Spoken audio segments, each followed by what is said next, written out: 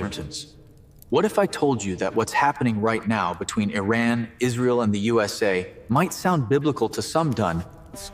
Wars and rumors must happen, but are not the end in themselves. And these are just the beginning of birth pains. Did you know the Bible actually forbids Christians from claiming they know the exact time of Christ's return, no matter what war happens?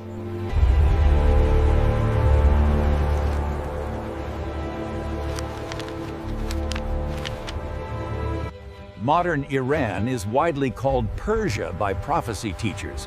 But is that biblical? Ancient Persia is a biblical nation, but that only tells us about God's interaction with rulers. Later, we'll explore what Bible prophecy truly says about wars involving Persia crowns and why many believers are mistaken.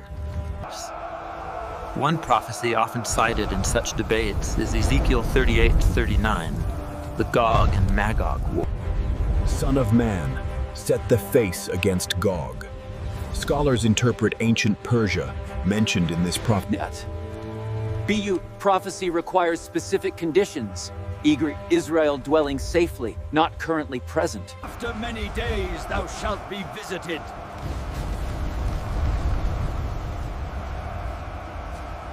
Let's talk about Armageddon, a word many people throw around when any big war breaks out.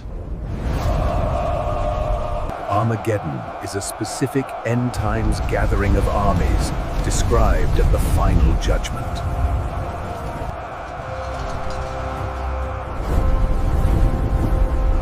Just because a war happens in the Middle East,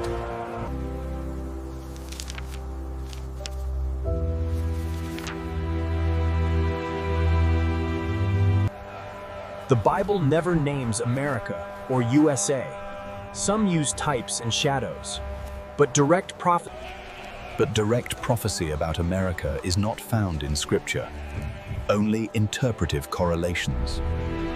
we must be careful. The Bible warns against adding our own interpretations about nations not explicitly mentioned.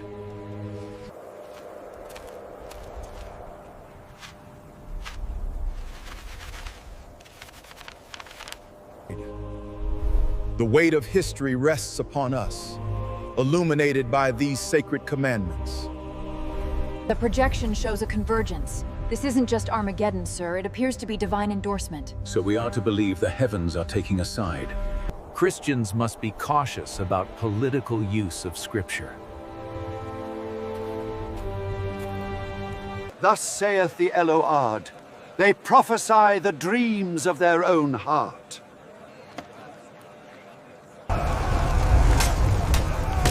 He makes wars cease to the ends of the earth.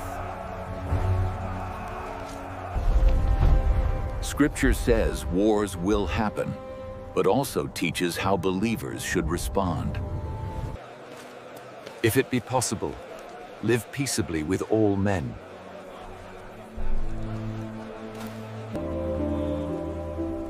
God's people are called to pray for peace, not make predictions.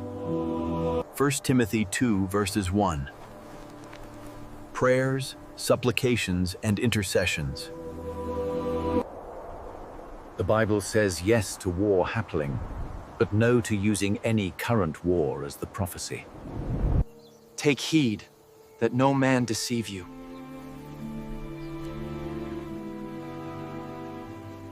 This passage speaks of the coming days. Yes, but we must interpret it carefully, avoiding rash judgments.